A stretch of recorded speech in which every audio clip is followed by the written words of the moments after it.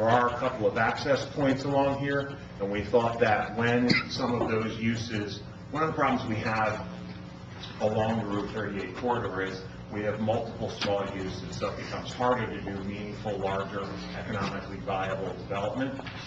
By retaining some of this lands, it might, at some point in the future, provide for some of that better opportunity to amass some larger pieces, a little more critical mass to some of those. So the intent was for that to be retained, also to create the residential bulk standards and use standards to facilitate the single-family development. This is a display board that was provided by Pat Barone, who is intended to be the builder of the homes, showing the models and showing the articulation of the facades and the roof lines. And we've also included these facades in the redevelopment plan, that they will be generally consistent with the exhibits that are provided in the redevelopment plan. Mr. Gillespie this morning made a recommendation that happens in a lot of plans, that a provision be added that the actual site plan application and the architecture be submitted to Township Committee for approval before it is submitted to the Joint Land Use Board. The remainder of the redevelopment plan, this is one of the more simple plans that we've done. A lot of them are much larger tracts and much more complex. This one is really relatively simple, a rezoning, essentially from 32 townhouses to 20 single families. We've also, there's a myriad of statutory provisions that we have to address. That's why the document is as lengthy as it is to be able to address the remainder of those. That's the sort of 3-minute overview of the project. If you have any questions, I've also handed out an 8.5 by 11 sheet. It sort of shows what those steps are. So just like any ordinance, that would have to be introduced, referred to the Joint Land Use Board for master plan consistency, and then brought back to you all again for a second reading and hearing and adoption. Once that process is done, a redeveloper is named, and then they still have to go through the typical land development application. So just for the public and for everyone else, this is not an approval of any project. This is just essentially a proposed change to what the zoning would be for this property, to create a new zoning district to allow the 20 single families. But the Joint Land Use Board process would still ensue after adoption of the redevelopment plan. Great, thank you. Any questions from the committee? Yes. Good evening. May I assume there's no not affirmative action, there's no affordable housing there, right? There is not. Right. And the intent was for there to be a payment provided in lieu of, and I think the details of that will be worked out between council. Right. Thank you. Any other questions? Is there a detention pond or a retention pond anywhere in the... There is. They were conceptually showing one in the southern portion of their property in this location, which is kind of a nice spot because it actually brings their roadway and their homes a little further north and away from some of those existing homes along Lennox. You're not going to be using none of your impervious soil percentages on the property that's not being developed, right? It's all going to be done based on the developed area there. They're going to have to meet all of their runoff Within that location, not using any of the other for this, calculations. not using, that's correct. They're going to be subdividing off the rest of it to give to us, so they're going to have to do it within the parameters of their lot that they're going to keep. Of the subdivision. Yes, sir. No. Any other questions? So the question for committee then is, if I may, if this is something with which you are comfortable, the next step would be for A, you to tell us that, B, for Scott to go back and now put together a redevelopment plan that would come to you in probably March.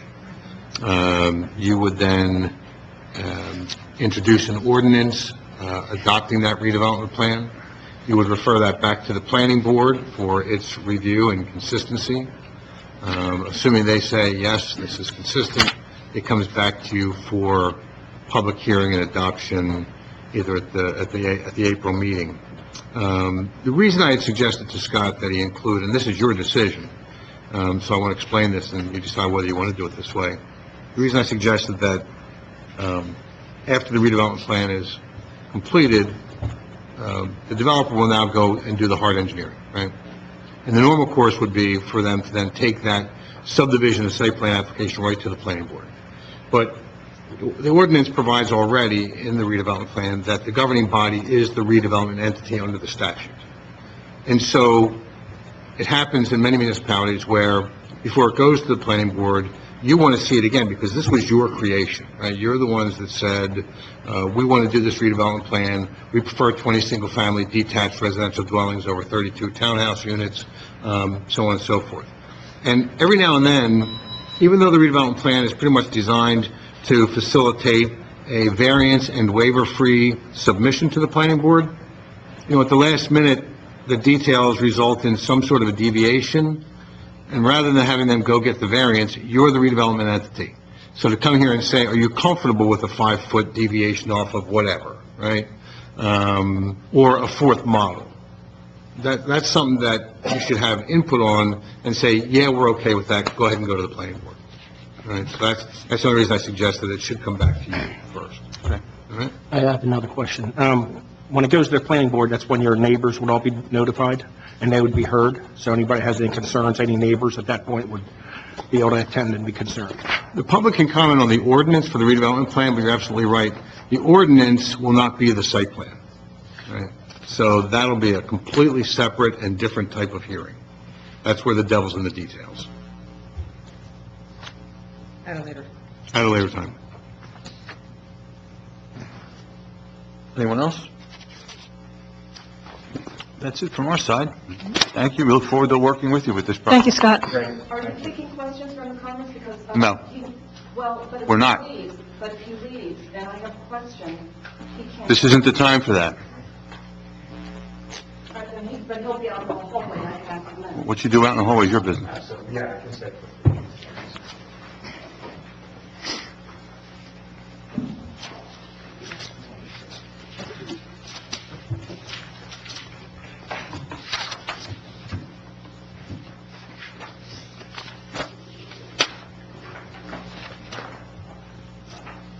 Okay, that takes us to tonight's resolutions. We have several resolutions that we're going to adopt by way of consent. There are resolutions 2019-43-2, 44-2, 45-2, 46-2, 47, all the way through to 58-2. Is there a motion? So moved. Second. Ms. Schneider? Yes. Mr. Costa? Yes. Mr. Klaus? Yes. Thank you. Mrs. Gilmore? Yes. Mayor Mashaki? Yes. We have additional resolutions. Those were consent resolutions that just govern the normal course of business for the town. Resolution 2019-59-2, authorizing aerial larvicide application. Is there a motion? Yes. Second. Mr. Costa? Yes. Mrs. Gilmore? Yes. Ms. Schneider? Yes. Mr. Klaus? Yes. Mayor Mashaki? Yes. Resolution 2019-60-2, accepting performance bond for Our Lady of Queen's Peace. So moved. Second. Mr. Klaus? Yes. Mr. Costa? Yes. Ms. Schneider? Yes. Mrs. Gilmore? Yes. Mayor Mashaki? Yes. Resolution 2019-61-2, authorizing signers of checks for Hainesport Township checking accounts. Is there a motion? So move. Second that? Mrs. Gilmore? Yes. Ms. Schneider? Yes. Mr. Costa? Yes. Mr. Klaus? Yes. Mayor Mashaki? Yes. And Resolution 2019-62-2, authorizing no posting of performance bond and posting of inspection escrow for Hainesport Enterprises Case 17-11. Is there a motion? So moved. Second. Mr. Klaus? Yes. Mr. Costa? Yes. Mrs. Gilmore? Yes. Ms. Schneider? Yes. Mayor Mashaki? Yes. We have business licenses to approve. We have the approval of the mobile home park license 2019-02. Is there a motion? This is the Twin Shade LLC license. So moved. Second? Mr. Klaus? Yes. Mrs. Gilmore? Yes. Mr. Costa? Yes. Ms. Schneider? Yes. Mayor Mashaki? Yes. We have a request for the approval of the charitable clothing bin license. Those are applications 2019-01 for Better World Books, 2019-02 for Planet Aid. Is there a motion? Yes, I'll make a motion. Second? Mr. Costa? Yes. Mrs. Gilmore? Yes. Ms. Schneider? Yes. Mr. Klaus? Yes. Mayor Mashaki? Yes. And the approval, is a request to approve the Genic Yard license, application 2019-01 for Americycle Inc. Is there a motion? Motion. So moved. Mr. Klaus? Yes. Ms. Schneider? Yes. Mrs. Gilmore? Yes. Mr. Costa? Yes. Mayor Mashaki? Yes. That takes us to our second public participation portion of tonight's meeting. This covers anything you want to address to the committee. Anyone? Anna?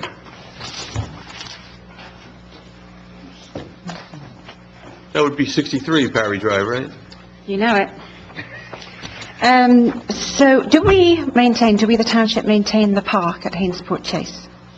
Yes, we do. Okay, so a resident posted some concerns on social media about the state of the basketball court. I have some photos here that she... It's already being taken care of. Okay, that's great. Thank you. Thank you. And just so you know, if you want to report back whoever that was, there's an insurance claim for the ice skating, the roller rink behind us, the hockey rink. That claim and the claim for whatever damage happened to the court are being all taken care of. Anyone else? Hi, my name is Kathy Osha. I'm from 702 Rancocas Avenue. I want to bring up What was your name, ma'am? Kathy, last name Oshel, O-E-C-H-S-L-E. I want to bring up a concern with the lighting. There is a very dim street light on the corner of Broad and Rancocas, and then there are two lights that are down towards the state park. There's a lot of foot traffic coming in and out of the state park. The road is extremely dark, and I really want to bring up something I have tried to do before, and I kind of lost my energy on trying to get this, going, but with having kids and a lot more foot traffic, people come in, they're closing the park earlier, so people are coming in on foot. I really think it's something I would like to have looked at and addressed, because, like I said, there's three lights there, two towards the end, one on the corner, and they're very dim. Looks like if there was maybe another light put in, and maybe those that are there replaced with better lighting, would really light that, that part of Rancocas. May I add on? I know exactly what you're talking about, and she's right. It's really dark. It is dangerous. I actually stopped by her house, and it was hard to find because it was so dark, to tell her when to come to the next township meeting. So, yeah, we need a light there, if that's possible. She's absolutely right. It is dangerous. Part of the Hainesport Emergency Squad, when we're looking for house numbers and things like that, too, it's extremely difficult in that general area, that part of town. I was taking my time, and I couldn't even find it. That's how dark it is.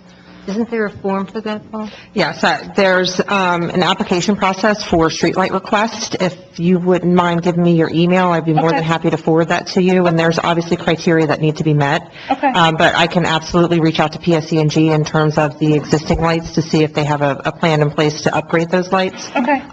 Is there ample lighting also along the personal properties in that area? I mean, I have a front light, and I have extra spotlights that we have put up, and some of them are motion. Sure.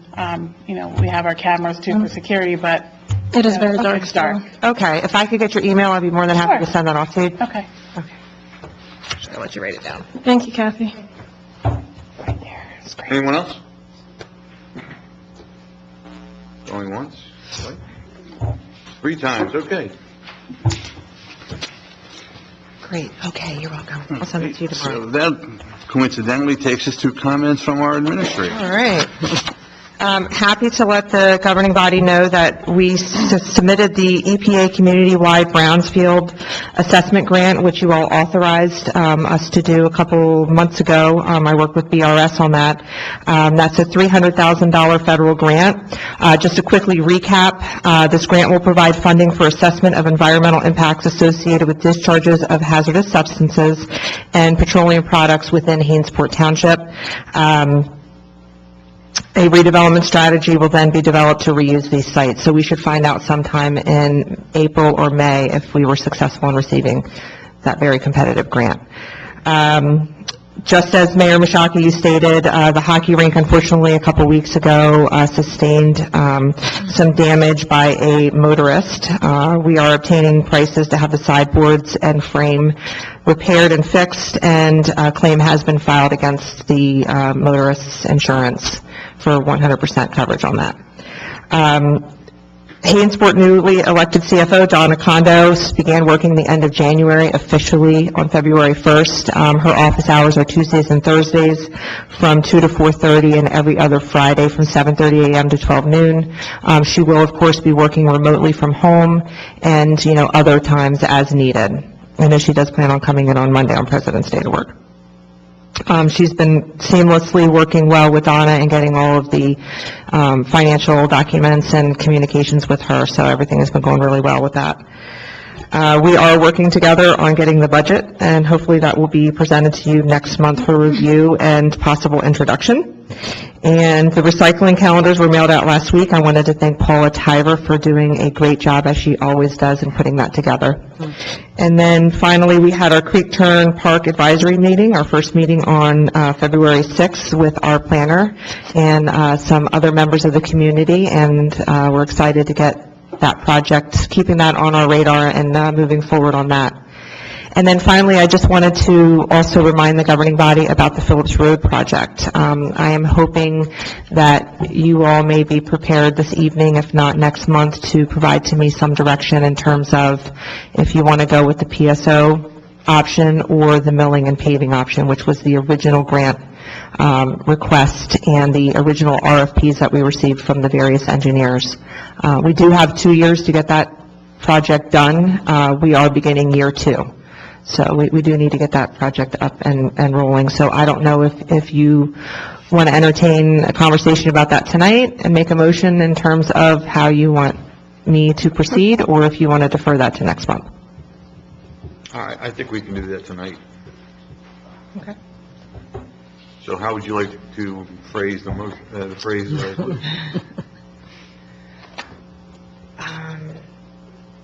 I guess just authorizing me to move forward with Remington and Vernick on either the PSO option, scope of the project, or the milling and overlay, which was the original proposal.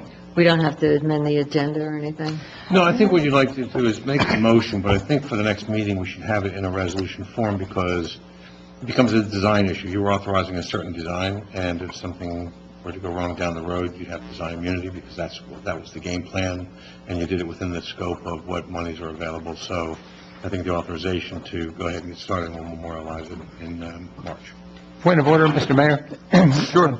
May I make a suggestion that we perhaps poll the members first before we make a vote, just to get a little consensus? Fine.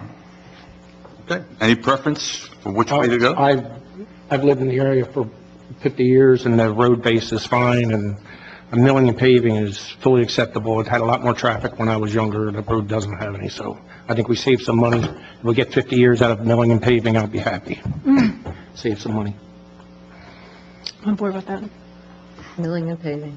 Yeah, I have to say the savings are maybe $500,000. We go from $250,000 to $750,000 for a 1 mile stretch. Why should we make that road the best road in the entire town that lasts 50 years? We don't need it. A lower quality, at least the same quality we've had all these years, and matching much of the rest of our town should be sufficient for this small stretch of road. So I'll opt for the lesser cost alternative. Which is the grant is only going to cover the lesser cost, am I right?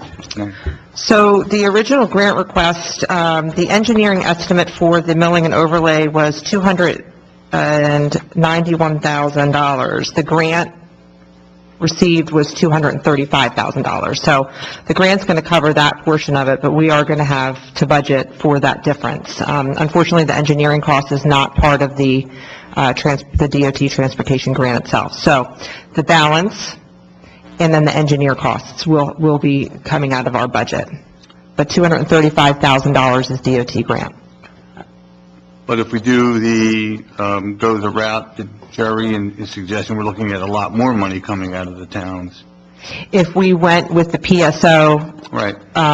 recommendation, that would have been $620,000 engineering estimate, plus an additional, you already authorized $31,800 for the paving, for the milling and overlay with Remington and Vernick.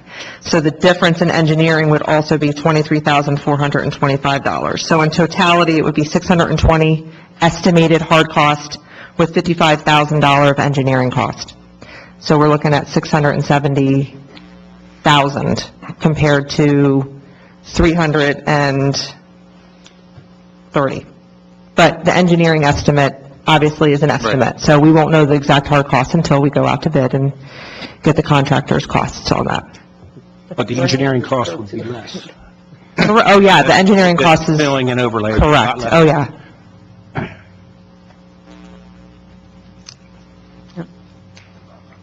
And that was also what was recommended by the streetscape.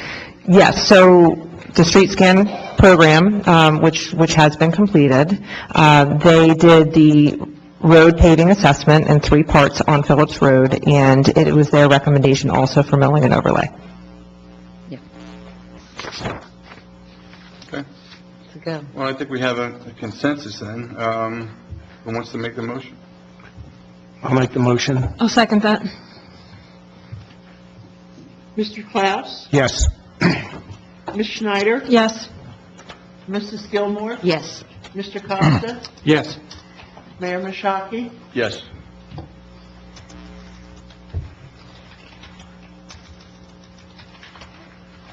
Okay. So that takes us to John. Any comments from our solicitor? I don't have any, thank you. Great, thank you, John. Comments from the committee, starting from my extreme right, representing the extreme right. Well, phrased that way, you don't have to say so. Okay, in case anybody's wondering... Just teasing, just teasing. It's okay, I love you, Frank. It was a ski accident. That wasn't my fault. Well, anyway, I guess we all have to be careful. No matter how good we think we are, you got to keep on your toes, so to speak. Anyway, thanks for coming out in this terrible weather. And lots been going on in the country, and in regard to immigration, as we watch our televisions every day with illegal immigrants being the topic. And I kind of felt very strong about it, seeing Governor Murphy make our state a sanctuary state. That at the next meeting, I hope to introduce a resolution to allow our town to maybe stand up a little bit and express our opinion about it. Asking Governor Murphy to retract the decision he made to support New Jersey being a sanctuary state. I think it only encourages lawlessness, invites potential members of the MS-13, whatever their name is, gangs to come into our state and to injure our innocent citizens, not just of Hainesport, of course, but all of New Jersey. And on top of that, it's kind of ridiculous for every state to have its own separate immigration policy. That really is a field that should be preempted by the federal government, and I believe is preempted by the federal government based upon our Constitution. So that's what I intend to do in the next meeting. Thank you. Everyone have a nice evening. Leila? I too would like to thank everybody for coming out in this terrible weather. Just a couple of things. The Senior Citizens Club has a meeting on the 14th.